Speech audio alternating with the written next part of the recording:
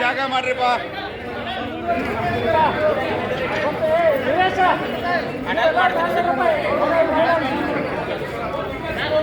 ಬರ್ಲಿ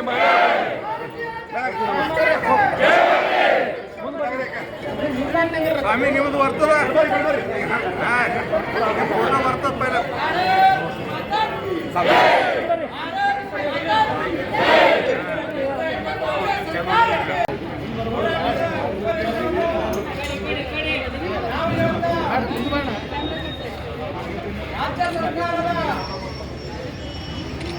ಅವೈಜ್ಞಾನಿಕ ರೀತಿಯಿಂದ ರಾಜ್ಯದಾದ್ಯಂತ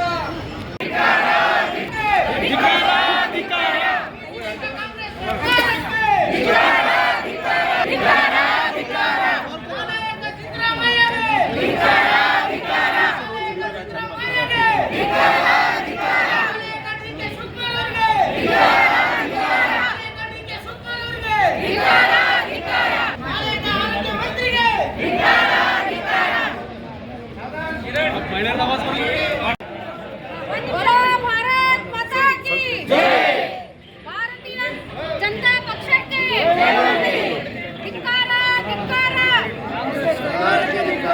भारतीय ಸಾವಿಗೆ ಕಾರಣರಾದ ಕಾಂಗ್ರೆಸ್ ಸರ್ಕಾರಕ್ಕೆ ಸಿದ್ದರಾಮಯ್ಯ ಸರ್ಕಾರಕ್ಕೆ ಸಚಿವ ಲಕ್ಷ್ಮೀ ಹೆಬ್ಬಾಳ್ಕರ್ ಅವರಿಗೆ ಆರೋಗ್ಯ ಸಚಿವ ದಿನೇಶ್ ಗುಂಡೂರಾವ್ ಅವರಿಗೆ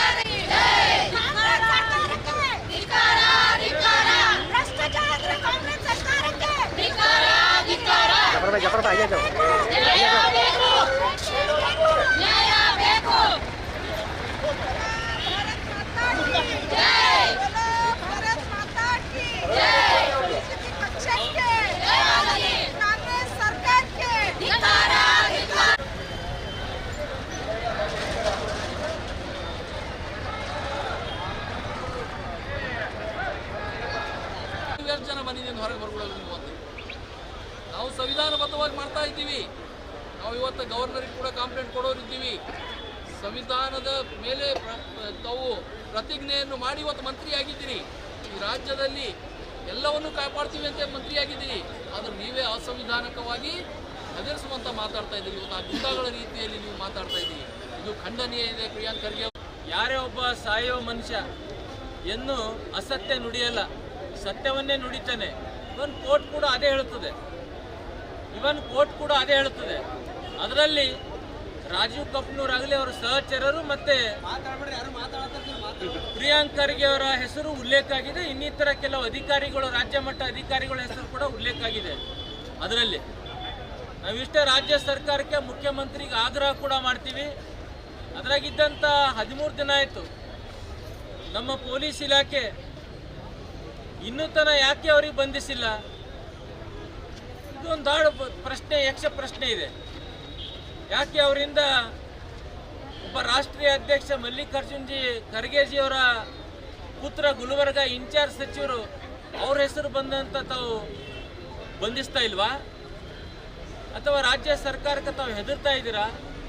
ಯಾಕಂದರೆ ಒಂದು ಎಲ್ಲರೂ ನಿಷ್ಠಾವಂತ ಅಧಿಕಾರಿಗಳಿರ್ತಾರೆ ಎಲ್ಲ ಡಿಪಾರ್ಟ್ಮೆಂಟಲ್ಲಿ. ಯಾವ ಸತ್ಯದಿಂದಿರ್ಬೇಕಂತ ನಾನು ವಿನಂತಿ ಮಾಡ್ಕೋತೀನಿ. ಯಾಕಂದರೆ ಒಂದು ಕುಟುಂಬದಲ್ಲಿ ಒಂದು ಸಾವಾದರೆ ಎಷ್ಟು ಆ ಕುಟುಂಬಕ್ಕೆ ತೊಂದರೆ ಆಗ್ತದೆ ನಿಮ್ಗೆ ಎಲ್ಲರಿಗೂ ಗೊತ್ತು.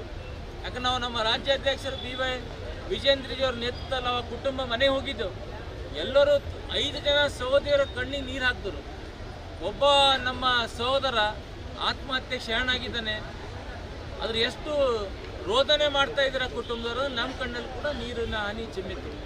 ನಾವು ಅಧ್ಯಕ್ಷರೆಲ್ಲ ಹೋಗಿದ್ದೀವಿ ಅವತ್ತು. ನಾನು ಇಷ್ಟೇ ಹೇಳಲಿಕ್ಕೆ ಇಚ್ಛಪಡ್ತೀನಿ, ಇದೊಂದು CBIಗೆ ಎನ್ಕ್ವೈರಿ ಕೊಡಬೇಕು. ಈಗ CBIಗೆ ಯಾಕೆ ಕೊಡಬೇಕಂತ ಸರ್ಕಾರ ಹೇಳ್ತದೆ. ಒಂದು ಪ್ರಕರಣದಾಗ ಮೊನ್ನೆ ಸುವರ್ಣಸೌಧದಲ್ಲಿ ಖರ್ಗೆ ಅವರು ಮತ್ತು ಮುಖ್ಯಮಂತ್ರಿಗಳೇ ನಮ್ಮ ರಾಜ್ಯಾಧ್ಯಕ್ಷರ ಬಗ್ಗೆ ಒಂದು ಮಾತಾಡುವಾಗ CBI ಕೊಡಬೇಕು ಅಂತಂತಂದರು.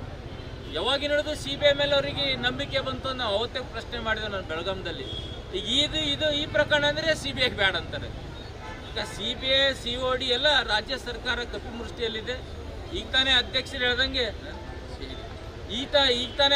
ಹೇಳ್ದಂಗೆ ನಾಗೇಂದ್ರ ಅವ್ರಿಗೆ ಹ್ಯಾಂಗೆ ಕ್ಲೀನ್ ಚಿಟ್ ಸಿಕ್ತು, ಈ ಗಪ್ನೂರ್ ಆ್ಯಂಡ್ ಗ್ಯಾಂಗು ಮತ್ತು ಪ್ರಿಯಾಂಕ್ ಖರ್ಗೆ ಅವರು ಕೂಡ ಕ್ಲೀನ್ ಚಿಟ್ ಕೊಡೋ ಪ್ರಶ್ನೆ 100% ಕೊಟ್ಟೆ ಕೊಡ್ತಾರೆ ಅಂತ ಎಲ್ಲರಿಗೂ ನಂಬಿಕೆ ಇದೆ ಅವರಿಗೆ. ಅದಕ್ಕೆ ಈ ಪ್ರಕರಣವನ್ನು COD ಅಲ್ಲಿ ಅವ್ರದ್ದು ಆದ ರಾಜ್ಯ ಸರ್ಕಾರದ ಅಂಗಸಂಸ್ಥೆಗೆ ಕೊಡಬೇಕಂತ ಒಂದು ನಿರ್ಧಾರ ಮಾಡ್ತಾ ಇದ್ದಾರೆ. ಇದಕ್ಕೆ ನಾವು ಒಪ್ಪುವುದಿಲ್ಲ. ಯಾವಾಗಿನವರೆಗೆ CBIಗೆ ಎನ್ಕ್ವೈರಿ ಕೊಡೋಲ್ಲ, ಯಾವಾಗಿನವರೆಗೆ ಪ್ರಿಯಾಂಕ್ ಖರ್ಗೆ ಅವರ ರಾಜೀನಾಮೆ ತೊಗೊಳ್ಳಲ್ಲ, ಮತ್ತು ಯಾವಾಗ ಅಂತನ ಏನು ಕಲ್ಪಿಸಿದ್ದಾರೆ ಅವರನ್ನು ಬಂಧಿಸಲ್ಲ, ಅಲ್ಲಿವರೆಗೆ ನಿರಂತರವಾಗಿ ಇಡೀ ರಾಜ್ಯ ತುಂಬ ನಮ್ಮ ರಾಜ್ಯಾಧ್ಯಕ್ಷ ನೇತೃತ್ವದಲ್ಲಿ ಹೋರಾಟ ನಡೀತಿದೆ.